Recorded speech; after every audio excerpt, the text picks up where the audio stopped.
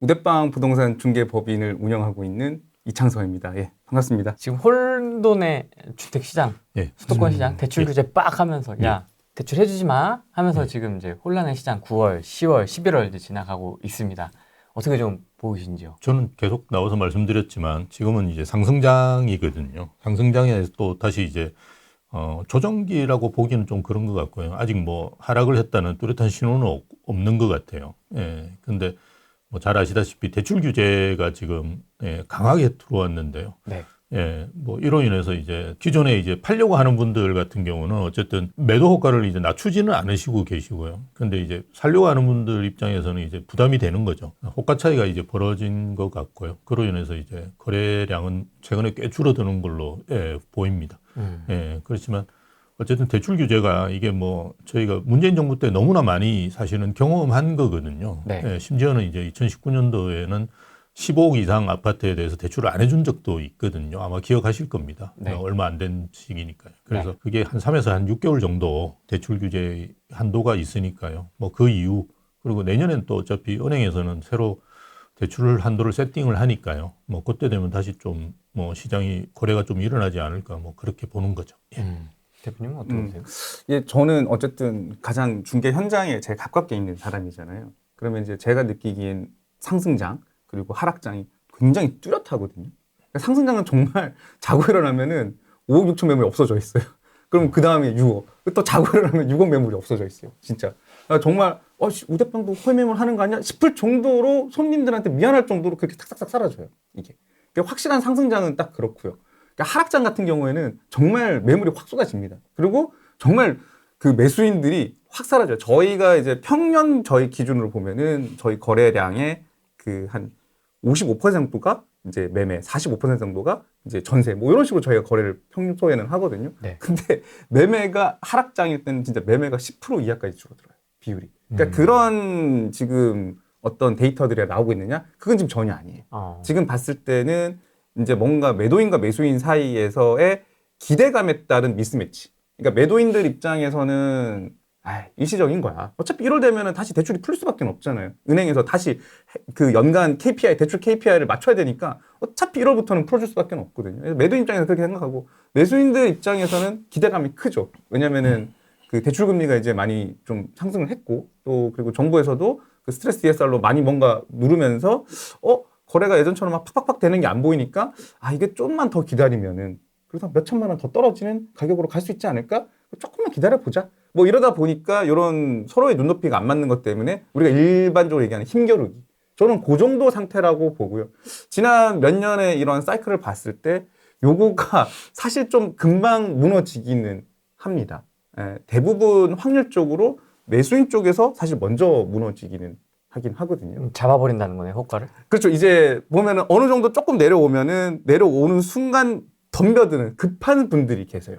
왜냐면은 사실 저희 우대빵 같은 경우 봐도 한 고객들의 한 80, 90%가 갈아타는 고객들이거든요. 그러니까 나 주택이 있는데 하나 더 사야지. 2개 있는데 하나 더 사야지. 이런 고객은 사실 거의 없어요. 저희가 아무래도 30, 40대 고객들이 좀 주요 고객들이라서 더 그런지는 모르겠지만은 그럼 이제 갈아탈 때 먼저 덥석 사버리면 내 집 팔기가 굉장히 어려워지잖아요. 근데 먼저 내 집을 팔고 다음 집을 사야 되는데 먼저 파신 분들이 일단은 기한이 있기 때문에 잡는 경우가 있습니다. 이제 그렇게 잡혀서 금매들이 사라지기 시작하면은 그 뒤에 이제 매수인들이 막 들어가는데 저희가 봤을 때는 내년 저는 1분기면은 다시 매수세는 좀 올라갈 거라고 보고요. 다만 그게 다시 또 막 드라마틱한 상승장을 부를 것인가? 저는 그건 어렵다고 봐요. 아무래도 지금 미국 대선에서 지금 트럼프가 대통령이 됐지 않습니까? 그러면 아무래도 미 국채 발행이 많아질 수밖에는 좀 없을 것 같고 그러면은 그 10년물 이제 그 금리가 미 국채 금리가 제가 봤을 때는 올라갈 것 같은데 우리나라 근데 대출 금리가 그 어떻게 보면은 미국 그 10년채 이제 채권 금리랑 이제 연동이 되는 경우들이 좀 많거든요. 그러다 보니까 대출 금리는 올라가고 근데 예금 금리는 거꾸로 또 이제 우리 기준금리를 따라가니까 내려가고 사실 그래서 예대 마진이 지금 엄청 큰 상황이에요 지금 상황. 그래서 이게 뭐 그때 보니까 정부에서 이제 이거 좀 예대 마진을 좀 이제 좀 잡겠다 이렇게 나오는데 그거에 따라서 좀 바뀔 것 같아요. 그래서 명확한 답을 좀 드리기는 쉽지는 않지만은 제가 봤을 때는 확실한 지금 상승장과 하락장은 아니고 지금 현겨루기 상태고 내년 1분기면은 이게 다소 좀 완화될 것 같다. 거래량이 다시 올라올 것 같다. 그렇게 보고 있습니다. 그러면 확실한 상승장이나 어떤 그런 불기둥장까지는 어렵지만 네. 하방의 관점에서는 좀 어떻습니까? 아, 하방. 하방은 이제 그러니까 서울에서 어느 정도 세대수가 있고 또 좀 지하철역이랑 그렇게 멀지가 않다면은 저는 하방은 잘 받쳐줄 거라고 봐요. 왜냐면은 하방의 기준이 되는 게 전세 가격이거든요. 네. 아, 전세 가격이 지금 굉장히 잘 받쳐주고 있기 때문에, 예, 그렇기 때문에 제가 하방에서 더 떨어지거나 이런 거는 저는 없을 것 같아요. 예. 미국 대선 끝났고 네. 내년에 중요 포인트, 우리 부동산 시장에서 중요 포인트는 좀 뭐라고 보세요? 저는 사실은 금리가 더 이상이 큰 변수는 아니라고 봤는데요. 네. 지금 우리 트럼프 대통령께서 집권하고 난 다음부터 이게 금융시장이 또 중요한 포인트가 되고 있는 것 같아요. 이제 금리가 어떤 방향으로 움직일지 사실은 이제 굉장히 복합적이거든요. 네. 뭐 이분은 어쨌든 떨어뜨린다고 이야기는 하는데 그렇죠. 여러 가지 환경적인 요인을 보면 또 오를 그 요인도 꽤 있는 것 같고요. 네. 그래서 금리도 중요한 변수고요. 네. 환율, 부동산을 하면서 제가 환율에 이렇게 민감했던 적이 별로 없는데요. 1,400원대. 아, 요즘은 굉장히 환율도 민감합니다. 왜냐하면 이게 그냥 금리에도 영향을 주는 거고요. 예. 예, 그리고 또 우리나라 같은 경우는 이제 수입을 해서 이제 자재 같은 것들을 이제 공급을 하는 방식이 많거든요. 그러면 또 분양가가 또 올라갈 가능성이 있고 이게 굉장히 혼재된 변수들이 지금 너무 많아요. 그래서 네. 금융시장은 조금 더 이제 아마 이제 트럼프 대통령께서 집권하시고 난 다음에 저희가 방향성 같은 걸 좀 확인해 볼 필요가 있는데 어쨌든 계속적으로 이제 변수로 작용할 가능성은 큰 것 같고요. 제일 문제가 저는 이제 내수 경기라고 봐요. 이게 수출은 저희가 1년 이상 계속 좋습니다. 좋은데 이게 수출에서 내수로 이제 넘어오는 뭔가가 고리가 끊어진 것 같기도 하고요. 정부에서는 이제 뭐 계속 그 1년 지나면 좋아진다라고 이야기를 한 게 한 6개월 된 것 같아요. 그래서 내수 경기는 주변에 이제 보시면 아시겠지만 별로 그렇게 좋은 상황은 아니거든요. 네. 그래서 내수란 거는 어차피 이게 수요라든지 아니면 심리에 큰 영향을 주는 거니까요. 내수 경기가 내년도에 좀 회복되느냐, 뭐 이게 또 굉장히 중요한 변수인데요. 근데 궁극적으로 저는 이제 한 30년 동안 부동산 시장을 봐보니까 궁극적으로는 뭐냐? 하나만 딱 이야기해라. 그럼 수급이거든요. 이건 뭐 어떻게 할 수가 없는 변수라고 봅니다. 근데 지금 일단 공급은 이제 거의 무너졌다라고 보고요.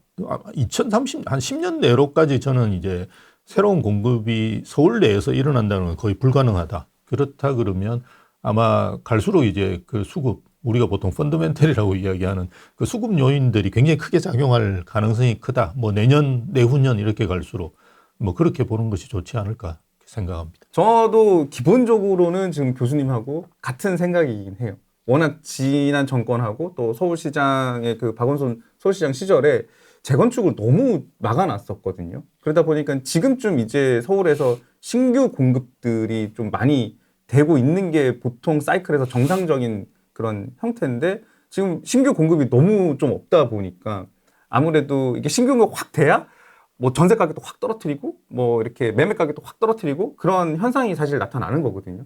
근데 그런 부분에 대해서 사실 기대감이 지금 전혀 없어요. 24년, 25년, 26년 가도 더더욱 없거든요.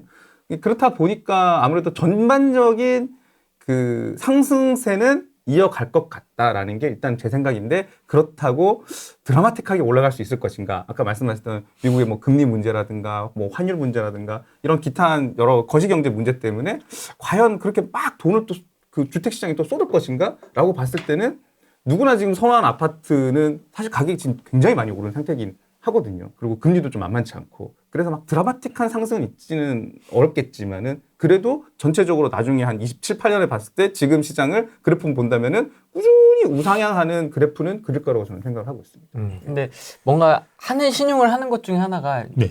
뭐 이제 3기 신도시도 3기 신도시지만 네. 그린벨트 있지 않습니까? 아, 어떻게 좀 예. 보세요? 아주 크게 보도를 하긴 했던데.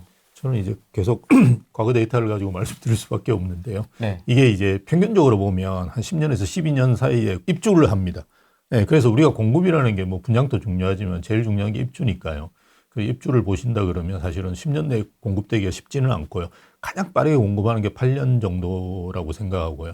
그리고 이제 과연 이제 강남을 대체할 수 있느냐가 저는 제일 큰 문제라고 봐요. 왜냐하면 제일 먼저 시작하는 게 강남이니까요. 근데 예전에 우리가 곡소리 나서 죄송한데 세곡, 자곡, 내곡 이런 데들이 사실은 지금 가격이 보면 30평대가 한 15억 정도 수준이에요. 서울에서 거의 중급지 수준밖에 안 되거든요. 네. 근데 이제 서울에 이제 다른 지역의 수요를 흡수해야지 그게 뭔가 효과가 있는데 사실은 오히려 다른 데서 이제 많이 들어오셨어요. 보면 서울 외곽에 있는 뭐 이런 밑에 지역에서 이렇게 많이 들어오셔가지고 그걸 채우셨거든요. 근데 이번에 뭐 서리풀 쪽에 하는 것도 사실 서리풀이 그 양재 이남이거든요. 거기가 사실은 매력적인 지역도 아닐 뿐더러 지금 반 이상은 뭐 신혼부부들을 대상으로 한 장기전세로 공급한다든지 이런 방식이니까요. 그래서 제가 아까 10년 동안 서울 내 공급이 없다, 뭐 공급이 없다 이렇게 말씀드리는 이유는 서울 내 공급을 제가 계속 말씀드리는 거고요. 지금 상기 신도시는 뭐 한 30만 정도 되나요? 뭐 그 정도 이렇게 되면서 서울 외곽의 교산이라든지 그죠? 이런 쪽으로 이제 나올 거긴 한데 네. 과연 그게 서울의 그 좋은 주거지를 대체할 수 있느냐? 이제 그건 아니라고 보거든요. 그래서 저는 이제 계속 주장하는 게 지금은 이제 외곽을 개발하는 건 큰 의미가 없어요. 우리나라 이제 저는 이제 옛날에 안식년 때 그 일본에 있었는데요. 2010년도입니다. 그때하고 지금 한국이 되게 비슷합니다. 예. 그래서 이 외곽이 이제 무너지기 시작하거든요. 그래서 도심 내에 공급을 해야 돼요. 그래서 복합 공급 같은 것들. 그죠? 예. 그래서 뭐 역 주변에 이렇게 대규모의 이제 문화, 상업, 업무 이런 걸 해서 그냥 드립다 올려야 됩니다. 예, 그래서 용적률을 뭐 1000%씩 줘가지고 이렇게 해야 되는데 우리나라가 그렇게 할 가능성 거의 없다고 봐요. 예, 뭐 특혜 논란부터 시작해서 지금 시장님도 뭐 이게 보수 시장님인지 진보 시장님인지 헷갈릴 정도로 다양한 이제 그런 것들을 보이거든요. 그래서 그렇게 도심 내에 대규모로 때려짓지 않으면 서울 집값은 잡는다는 건 불가능해요. 왜냐하면 지금 공급 자체가 계속 줄어든다고 말씀을 드리는데 2, 3만 세대 이렇게 공급되는데요. 이 2, 3만 세대가 외국하고 다르게 우리는 대부분 정비 사업을 통해서 나오잖아요. 그러면 실질적으로 공급되는 양은 30%밖에 안 됩니다. 그래서 이게 한 10,000세대 정도가 지금까지 계속 공급되어 왔어요. 그러다가 지금은 이제 2026년, 27년으로 가면 10,000세대가 아니라 이제 두 해 합쳐가지고 15,000세대거든요. 그럼 두 해 합쳐가지고 한 5,000세대 공급된다는 말입니다. 서울이. 그래서 이거는 제가 30년 동안 그 부동산을 보면서 전혀 볼 수 없던 공급량이거든요. 그래서 어마어마하게 심각할 거예요. 그래서 아니 서울에 그냥 공급되는 기존 매물들도 많은데 뭐 그렇게 이야기하냐 이렇게 생각하실 수도 있는데요. 어쨌든 신축에 대한 수요는 많고 자산가 분들은 어쨌든 신축 쪽으로 많이 몰릴 거고 MZ세대도 마찬가지인데요. 그 수요가 서울은 이제 37,000쌍이 1년에 결혼하고요. 많이 줄었어요. 5만 쌍 결혼하다가 지금 37,000쌍으로 줄었고요. 이혼하는 사람이 12,000쌍이 돼요. 이분들이 어딘가 집을 찾아야 돼요. 네, 그러니까 결혼하고 부모하고 살 수도 없고, 그죠? 이혼하고 같이 살 수도 없잖아요. 다시 들어가는 것도 좀 그러니까 이상하잖아요. 이상하잖아요. 그래서 5만 쌍이 어딘가는 가야 돼요. 그런데 제가 이게 말씀드리는 건 아주 기초적인 수요고요. 그 다음에 또 뭐가 있냐면 가구 분화가 있어요. 요즘은 이제 젊은 분들이 이제 대학을 가거나 아니면 이제 취업을 하면 대부분 나갑니다. 나 혼자 산다. 네, 그래서 대부분 제 조카들도 보면 다 나가려고 해요. 그래서 나가서 사는 이 가구 분화라고 그러죠. 이것도 지금 안 잡은 거예요. 그냥 단순히 꼭 필요한 양만 해도 한 5만 채가 되는데, 이게 뭐 진짜 아주 심각한 문제가 발생할 수 있는 거죠. 공급 얘기하면 항상 나오는 얘기가 야 신축 입주 물량만 공급이 아니다. 기존에 나와 있는 물량들이 들어갔다 나왔다 하는 거에 따라서 물량이 달라지는 것이다. 라고 얘기하시는. 네. 아니 뭐 그렇게 보실 수도 있긴 한데 사실 그 지금 생각보다 서울에 아파트가 많지는 않아요. 이 얘기 들으시면 되게 뭐라 하실 것 같긴 또 한데. 물음표가 뜨실 수도 물음표가 있습니다. 뜨실 것 같은데 그 경기도권보다 서울에서 아파트에 살고 있는 비율이 교수님 얼마? 43.5%예요. 43.5%밖에 안 돼요. 그러면은 서울에 살고 있는 50한 67% 정도 되시는 분들이 비아파트에 살고 계시는데 이분들도 아파트로 오고 싶어 하시고 또 경기도에서 계신 분들도 이제 서울로 들어오고 싶어 하시고. 그러니까 이사에 대한 수요는 계속 있는데 지금 뭐 이제 신축으로 될 수 있는 공. 그러니까 어떻게 보면은 지금 뭐 여러 가지 전세 사기나 이런 저런 이유 때문에 또 투자 가치도 사실 빌라나 이런 것들이 많이 지금 떨어져 있지 않습니까? 그러다 보니까 아무래도 또 PF도 지금 잘 안 되다 보니까 이 빌라도 또 신축 공급이나 이런 것도 사실 되게 안 되고 있거든요.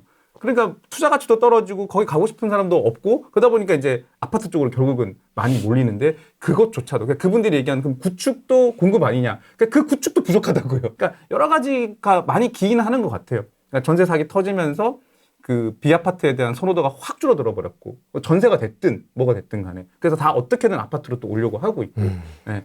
그런 것도 크고 또 아무래도 이제 전 정권 시절에 워낙 많이 이제 다주택자들에 대한 규제를 하기 시작을 하면서 네. 똘똘한 한 채로 몰리면서 이제 또 서울의 주거 선호 지역 같은 경우에는 또 그쪽으로 사람들이 또 많이 몰리기 시작을 하고 결국은 이제 서울에 대해서 좋은 그 주거 지역 같은 경우에는 그 수요가 엄청나다는 거죠. 근데 더 이상의 이제 구축 공급도 사실은 그의 수요에 비해서는 엄청 적은 거죠. 다 부족하네요. 다 부족합니다. 신축도 부족하고 기존 기축도 그렇죠. 예. 그래서 뭐 예를 들면 뭐 음아파트 같은 거를 재건축해서 거기 뭐 세대수를 더 늘리는 이런 것보다는 제 생각에는 아까 뭐 교수님 말씀하신 것처럼 젊은 분들이나 1인 가구들이 좀 잘 살 수 있게끔 용적률을 좀 대폭 좀 해결해서 그 정비 사업을 할 때도 그 인근에 있는 빌라나 주택 같은 비아파트들을 다 같이 좀 쉽게 좀 재개발할 수 있게끔 만들어서 거기서 좀 용적률 좀 많이 높여주면은 생각보다 저는 쉽게 해결될 수도 있지 않을까라는 저는 생각이 좀 들긴 하거든요. 환경론자분들이 용적률 올리는 거에 대해서 굉장히 부정적인데요. 그거는 이제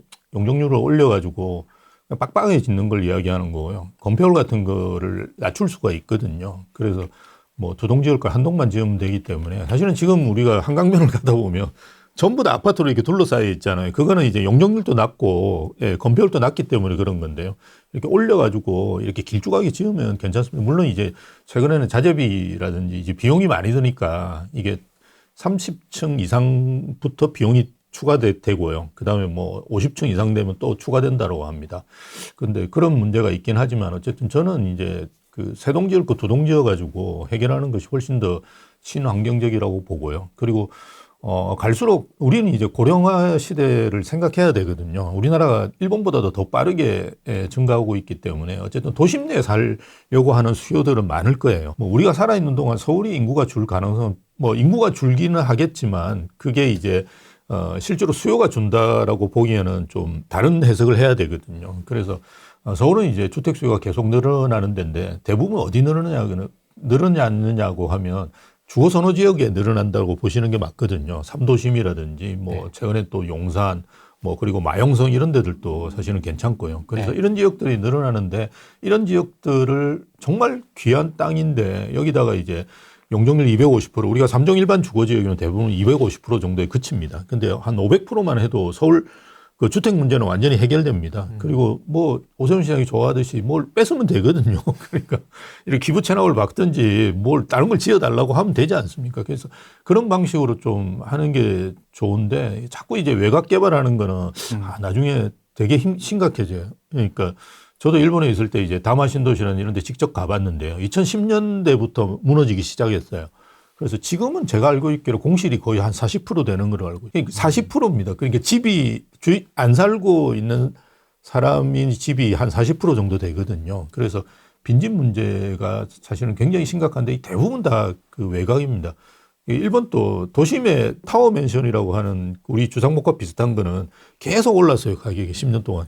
그래서 어떤 식으로 개발해야 되는지를 이제 저출산 고령화 시대에는 빨리빨리 고민을 해야 되는데요. 계속 옛날 방식으로 하는 것 같아요.